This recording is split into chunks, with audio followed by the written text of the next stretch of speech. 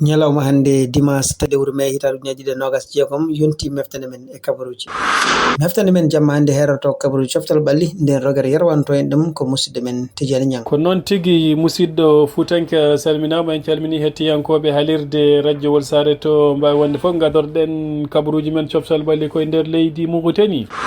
Jencudi championnat mo leydi Mauritanie Super D1 23e journée pottitte ɗiɗi kiiɗe hannde SC Samal kañum heeɓi polgue yesso kippu ASC Police saw ko loggol gotol e ndiga loggol kippu FC Samal wawi addude ɗum ko biteɗo Moussa Diakité. SC Zeydan kañum jaɓino kippu ASC Gendarme potel ngal wawi gase ko ɗeke on partout. ñalawma janggo 4 lewru mai hitande ujunnaji ɗe nogas e jeegom ne waɗi pottitte ɗiɗi 16h45 GMT to stade Cheikh Boydi. ASC Douagne ma jaɓɓo kippu FC Nouadhibou 16h45 GMT to stade municipal mo Lixar. FC Lixar ma hiwdira kippu Keyti FC. ñalawma ɓawo janggo hawra 5 lewru mai hitande ujunnaji ɗe nogas e jeegom ne waɗi pottel gotal joueur ko to stade Cheikh Boydi. FC Tabrak Zeyne ma hiwdira kippu ASC Douagne. championnat régional mo Nouakchott Ouest poule A 3e journée Jeunesse Plus mo Sab kañum heeɓi polgue yesso Jeunesse mo Lixar taw ko logginayi loggi ɗiɗi.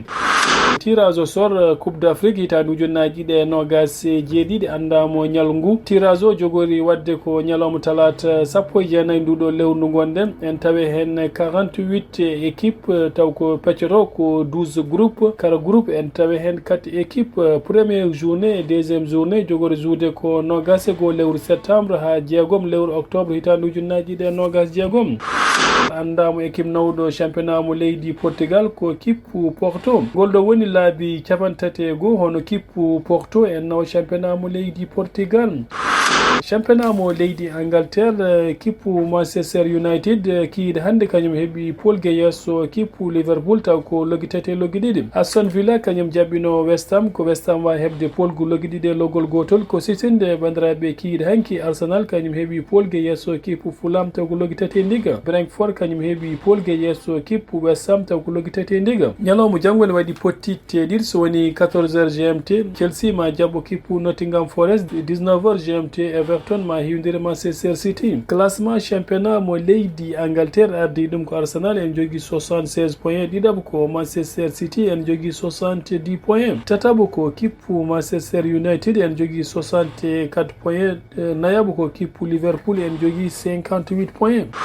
championnat mo leydi Espagne pottel gasgal ko ɓoyani ko Real Madrid kañum yeehe nder terrain espagnol Barcelone fiɗum loggi ɗiɗi e ndiga. kiiɗe hanki FC Barcelone kañum yano nder terrain Osasuna fiɗum loggi ɗiɗi e loggol gotol. jogori andede nawɗo championnat mo leydi Espagne ko ñalawma alet paɗo ha classico hakkude kippu Real Madrid e kippu FC Barcelone. ñalawma janggo ne waɗi pottal championnat mo leydi Espagne so woni 19h45 GMT SC Séville ma hiwdiri kippu Real Sociedad. classement championnat mo leydi Espagne ardi ɗum ko FC Barcelone en jogui 88 points. ɗiɗaɓo ko Real Madrid 77 points. tataɓo ko Villarreal en jogui 68 points. nayaɓo ko kippu Atlético Madrid en jogui 63 points.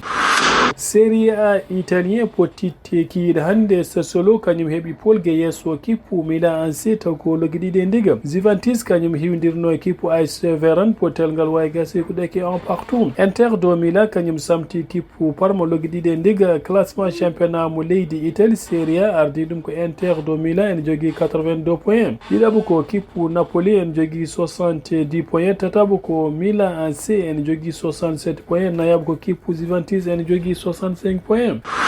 championnat mo leydi Allemagne Union Berlin kañum hiwdirno kippu Cologne potel ngal wawi gasede ko ɗekki do partout. RB Leipzig kañum hiwdirno e kippu Bayern Leverkusen. Bayern Leverkusen wawi heɓde polgu logginayi loggol gotol. classement championnat mo leydi Allemagne Bayern de Munich nowi championnat mo leydi Allemagne Bayern de Munich en jogui 83 points. ɗiɗaɓo ko Dortmund en jogui 67 points. tataɓo ko kippu RB Leipzig en jogui 62 points. nayaɓo ko Bayern Leverkusen en jogui 58 points.